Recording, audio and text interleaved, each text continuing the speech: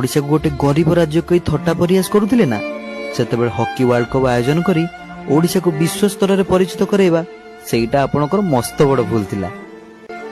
अरे ये तो किछि भी नुहे। 1 टंकार चाउल देवा, BSKY कार्ड रो व्यवस्था करिबा, 5 टंकार आहार केन्द्र खोलिबा, आ श्रीमंदिर परिक्रमा प्रकल्प एभलिया गोटे ऐतिहासिक प्रकल्प करिबा, एते सब सुविधा करिबा कोन दरकार थिला जे?